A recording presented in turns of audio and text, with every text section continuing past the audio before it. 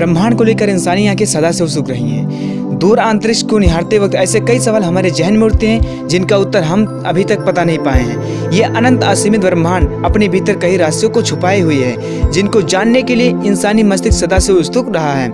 इन्हीं रहस्यों को सुलझाने के लिए नासा, यूरोपियन स्पेस एजेंसी और कनाडियन स्पेस एजेंसी द्वारा तैयार किया गया जेम्स वेब स्पेस टेलीस्कोप 25 सितंबर को लॉन्च किया गया है। हबल का उत्तराधिकारी कहा जाने वाला ये टेलीस्कोप उससे 10 गुना ज्यादा शक्तिशाली है। जेम्स वेब स्पेस टेलीस्कोप अंतरिक्ष को सुदूर गहराइयों से देखने में सक्षम होगा। इसके अलावा ये उन आकाश गंगाओं के बारे में पता लगाएगा जिनका फॉर्मेशन बिग बैंग के बाद हुआ था। आप इस टेलीस्कोप की काबिलियत का पता इस बात से लगा सकते हैं कि अगर इसको चांद पर रख दिया जाए तो ये पृथ्वी पर उड़ रही एक मक्खी को भी आसानी से डिटेक्ट कर सकता है। इसे बनाने में करीब 9.7 बिलियन डॉलर खर्चा किया गया है। इस टेलीस्कोप में कई विशेष उपकरणों को लगाया गया है। हालांकि इसमें लगा सोना इन दिनों काफी चर्चा का विषय बना हुआ है। जेम्स वेब स्पेस टेलीस्कोप की ऑप्टिक्स पर करीब 25 लाख रुपए सोने की परत की चढ़ाई गई है। इसके ऑप्टिक्स को 48 ग्राम सोने की कोट किया गया है। इस कारण से यह दुनिया का पहला स्पेस टेलीस्कोप है जिसको बनाने में सोने का उपयोग किया गया है। आप में से कई लोग सोच रहे होंगे आखिर इसमें सोने का उपयोग क्यों किया गया है। सोना एक गैर प्रतिक्रिया करने वाला धातु है। ऐसे में अंतरिक्ष में लॉन्च होने के बाद कोई दूसरा पदार्थ इसके ऑप्टिक्स को रिएक्टर के जल्द खराब ना कर सके।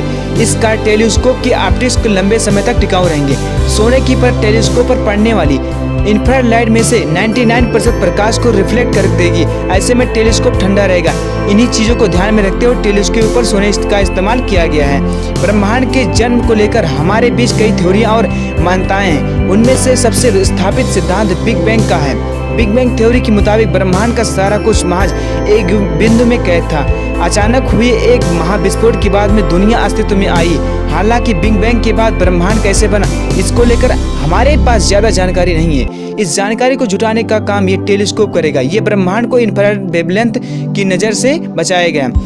जेम्स वेब स्पेस टेलीस्कोप आने वाली समय में अंतरिक्ष से जुड़ने रिसर्च के कई नए आयाम खुलने वाला है। ये डार्क एनर्जी, गैलेक्सी फॉर्मेशन, तारों का जीवन चक्र आदि कई जटिल विषयों के बारे में बारीक जानकारी इकट्ठा करेगा।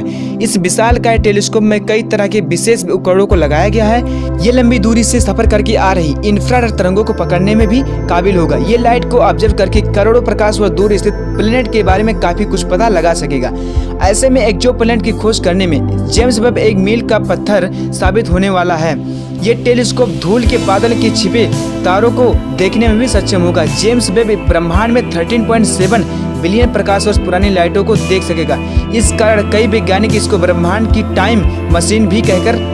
जेम्स वेब स्पेस टेलीस्कोप का व्यास 6.5 मीटर है, जो हबल टेलीस्कोप के 2.4 मीटर दर्पण से काफी बड़ा है। नासा के जेम्स वेब स्पेस टेलीस्कोप में सोने का शीशा लगा हुआ है जिसकी चौड़ाई करीब 21.32 फीट है और इस मिरर को बेरिलियम से बने 18 षटकोणीय टुकड़ों को एक साथ जोड़कर तैयार किया गया है। बेरिलियम के हर टुकड़े पर 48.2 ग्राम सोने की परत चढ़ाई हुई है ताकि ये परावर्तक की तरह काम कर सके।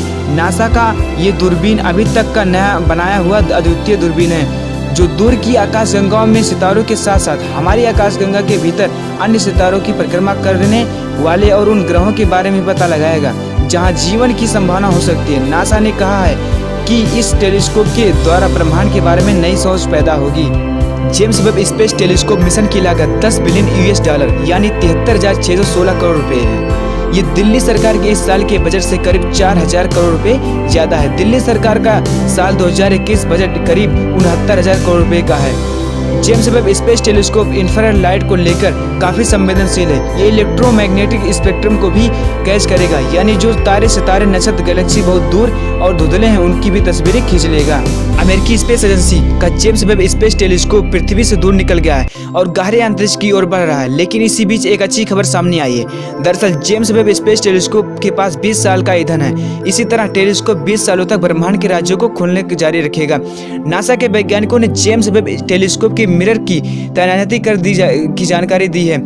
इसी दौरान वेब प्रोजेक्ट मैनेजर बिल आक्स ने कहा, जब हमने लॉन्च किया था तो डिजाइन द्वारा हमारा सीमित संसाधन प्रोब्लेम था।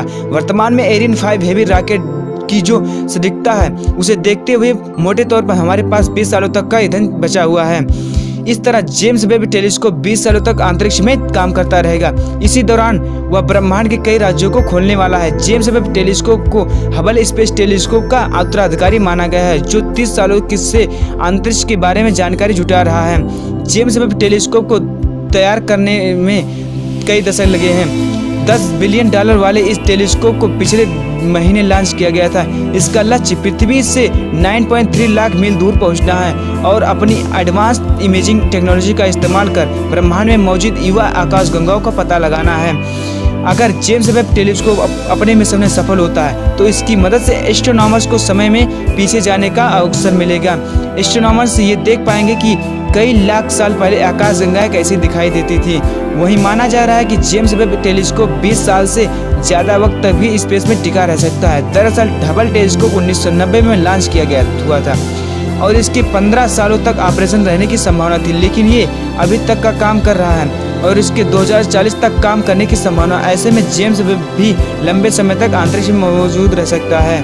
एरियन 5 लॉन्च वाहन पर 26 मिनट की सवारी के बाद तैनात होने के बाद टेलीस्कोप 6 महीने की कमीशन अवधि में होगा। एरियन 5 टेलीस्कोप को सीधे दूसरे लैग्रेंज पॉइंट में तैनात करेगा, जो चंद्रमा से लगभग 4 गुना दूरी पर होगा। टेलीस्कोप एक्सोप्लैनेट की एक वाइड वैरायटी की वायुमंडल की स्टडी करेगा।